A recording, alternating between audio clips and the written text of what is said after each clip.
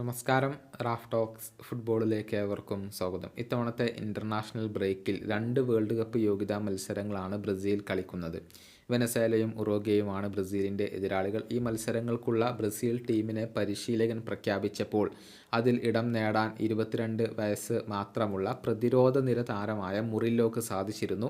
Premier league ക്ലബ്ബായ Nottingham ഫോറസ്റ്റിന് വേണ്ടി മികച്ച പ്രകടനമാണ് മുറില്ലോ നടത്തുന്നത്. അതുകൊണ്ട് തന്നെയാണ് അദ്ദേഹത്തിന് ഈ ഒരു സ്ഥാനം ഇപ്പോൾ ലഭിച്ചിരിക്കുന്നത്.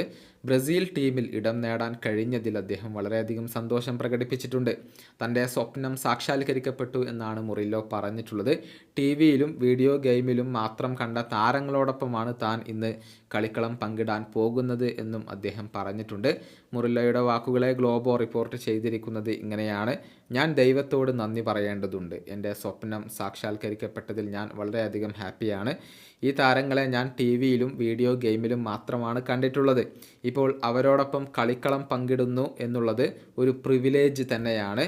ഞാൻ എൻ്റെ സ്വപ്നത്തിലാണ് ഇപ്പോഴും ജീവിച്ചു കൊണ്ടിരിക്കുന്നത്. ഇനിയും ഒരുപാട് അവസരങ്ങൾ ലഭിക്കുമെന്ന് ഞാൻ പ്രതീക്ഷിക്കുന്നു. ദേശീയ ടീമിന് വേണ്ടി എൻ്റെ ഡ്യൂട്ടി നിർവഹിക്കാൻ എനിക്ക് കഴിയുമെന്ന് ഞാൻ പ്രതീക്ഷിക്കുന്നു. ഇതാണ് മുറില്ലോ ഇപ്പോൾ പറഞ്ഞിട്ടുള്ളത്.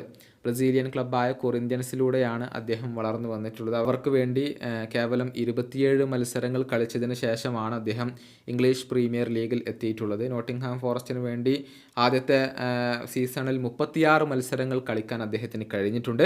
2022 വേൾഡ് കപ്പ് മുതൽ ബ്രസീൽ ദേശീയ ടീമിൽ ഇടം നേടുന്ന 41ാമത്തെ അരങ്ങേറ്റ താരം കൂടിയാണ് മുറില്ലോ. ഈ വീഡിയോയുടെ അവസാനിപ്പിക്കുന്നു. ഫുട്ബോൾ ലോകത്തെ കൂടുതൽ വിശേഷങ്ങളുമായി റാഫ് ടോക്സ് വീണ്ടും എത്താം.